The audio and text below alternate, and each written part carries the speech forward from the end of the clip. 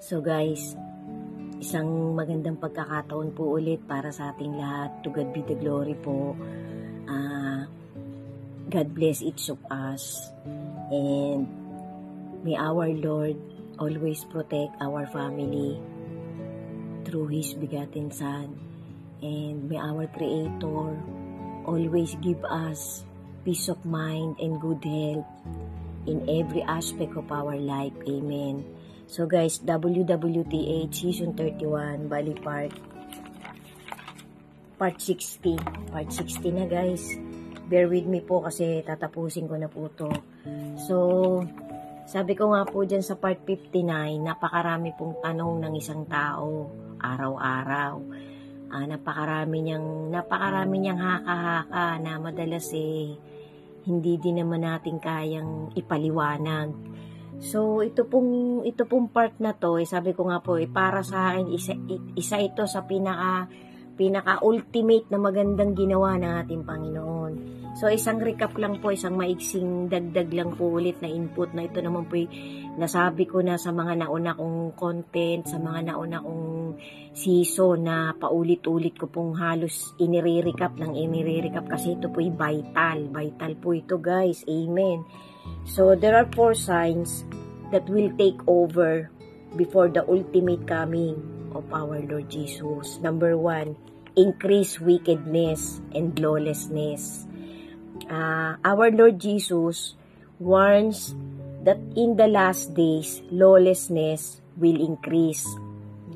This is evident in the world today, where we see a rise in crime, violence, and moral decay. So, facts po yan, guys. Hindi ko na po kailangan sigurong himayin kasi naiintindihan naman po nating lahat to na talagang talamak ang kasamaan sa bawat sulok ng mundo na ginagalawan ng bawat isa sa atin. So, number 2 po, wars and rumors of wars. Our Lord Jesus also said that there would be wars and rumors of wars. Matthew 24 verse 6. This is also a sign that we are living in the last days. We are constantly bombarded with news of wars and conflicts around the world. So, totoo po yan.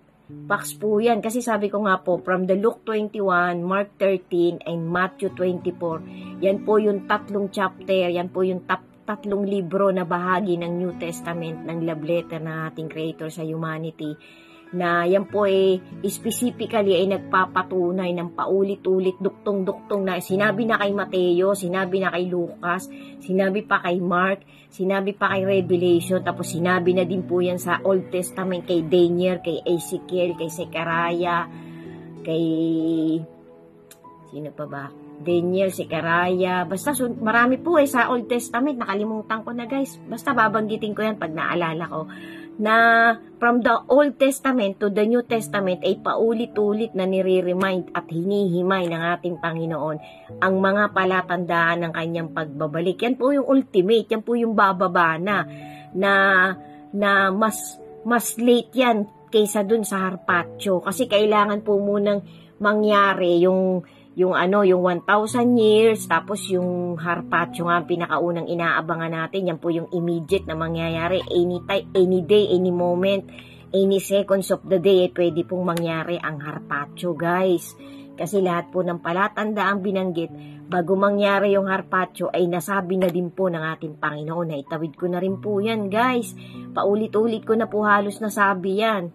Ngayon, every now and then po, nire-recap ko yung mangyayari talagang from the Harpacho to 1,000 years to the verdict time ng ating Lord Jesus. Nasabi ko na rin po yan. Kasi po, itinawid na rin niya nung yumaong mga ngaral na matuwid na mga ngaral na nandito sa bansa natin.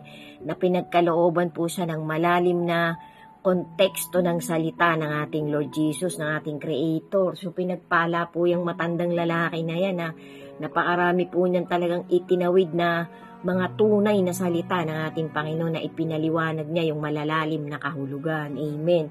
So, number 3 po, natural disasters, which is unfolding talaga way back pa po, years ago pa po, ipa-enhance po ngayon ang pa-enhance yung mga natural disasters na nangyayari sa sulok-sulok ng mundong ito. Amen. So our Lord Jesus warned of famines, pestilences, earthquakes in various places. Matthew 24 po ulit, verse 7, tuloy-tuloy. We are seeing an increase in the frequency and intensity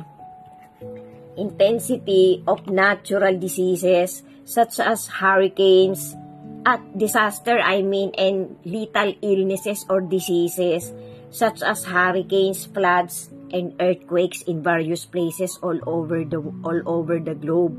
So totoo po ito. Tapos ang number 4 po, apostasy. Yan nga po yung deception. Yan po yung apostasy na talagang from the church. Our Lord Jesus warned that many false prophets will arise. Yan po yung apostasy, yan po yung mga maling doktrina, kaya mag-iingat po tayo, guys. Yan po yung mga maling tawid na lumalaganap way back pa po, paatras pa pong panahon hanggang sa generation natin ngayon. Na there will be a rise and deception in many people. We are seeing a rise in false teachers and doctrines within the church. It is important for the second coming and to live our lives in a way that is pleasing to our Creator through His begotten Son. So, kailangan po talaga, inandun lang tayo sa linya, sa trajectory na talagang napiplease sa ginagawa natin, sa iniisip natin, sa sinasalita natin, sa mga motivation natin, ang mag-ama. Kasi kapag ka po wala tayo dun sa tamang doctrines, tamang teaching ng ating Lord Jesus, ay lihis po tayo. Malabo po tayong makatanggap ng pagliligtas ng ating Panginoon. Yan naman po pwede nyong i-research kung ako'y nagtatawid ng mali. Ito po i-recap ko lang kasi dumaan po ulit dito sa notes na binabasa ko. Kaya parang I have to say in this particular part of my contents. So ito nga pong part 6. Part 60 na, guys. Malito na naman ako. So ito nga pong isang tao na to ay talagang nakatanggap ng kakaibang milagro sa ating Lord Jesus. Ito po ay si Lazarus, yung kanyang best friend. Hindi po ito yung isang Lazarus na pulubi kasi dalawa po yung nabanggit na pangalan na Lazarus. Yung Lazarus po na isa ay pulubi. Na para sa akin, yan po'y kinalugudan ng ating Panginoon. Nagkaroon po din po ako ng content tungkol dyan. Tatawid ko po yan, baka idagdag ko yan sa ending nito. Kasi yan po'y kinalugudan ng ating Panginoon. Kaya pinakita sa vision na siya'y nandun sa malapit sa paanan ng ating Panginoon kasi naging matuwid na tao po ang pulubing ito. So ito pong si Lazarus ay kaibigan ng ating Lord Jesus, pati yung dalawang kapatid niya na si Martha at si Mary. So nung bata-bata pa po sila, magkakaibigan po sila ng ating Panginoong Jesus, kaibigan po, parang sabay silang lumaki ng lalaking ito, kaya ito parang kanyang kababatang mahal na mahal niya. Kaya tsaka ito pong si Lazaro, habang ang ating pong Panginoong Jesus ay naglalakbay, si Lazaro po ay isa sa mga parang kumakalinga sa nanay ng ating Panginoong Jesus. Yan po ang tawid ng isang dokumentary sa isang tagpo sa talambuhay ng ating Panginoong Jesus na duktong-duktong din po. So, ito pong magkapatid na ito, mahal na mahal po nila ang ating, itong magkakapatid na ito, itong tatlong itong magkakapatid na ito, mahal na mahal po nila ang ating Panginoong Hesus. Palibasa nga po, parang kumbaga lumaki sila sa isang lugar, sa isang baryo. Kaya kumbaga sila'y magkababata talaga. Sila sabay-sabay lumaki, sabay-sabay nag-mature, sabay-sabay naglaro. Tapos nung habang nangangaral na po ating Panginoon, every now and then, nakikita-kita pa rin sila. Tapos ito pong si Martha at si Mary, lagi po yung nakikinig ng mga pagtatawid ng mga ebanghelyo ng ating Lord Jesus. Sundan nyo pa po, guys. Sana po talaga bawat parte nakapagtawid ako sa inyo ng maliit na motivation na huhugutan pa natin upang tumibay pa ang ating pananalig at paniniwala at pananampalataya sa mag-ama. Kasi yan po ay magiging matibay na weapon natin ngayong tayo'y nandito na sa last generation ng humanity. Kinabubuhayan pa po natin na anytime, kahit sino sa atin pwedeng bawian ng buhay. So kailangan po magtumibay talaga tayo na nagtitiwala tayo sa mag-ama kasi sila po talagang may hawak ng lahat-lahat na pwedeng mangyari sa isang tao. Amen. To God be the glory po. Thank you po for watching and God bless us all po. May kasunod pa po. Amen.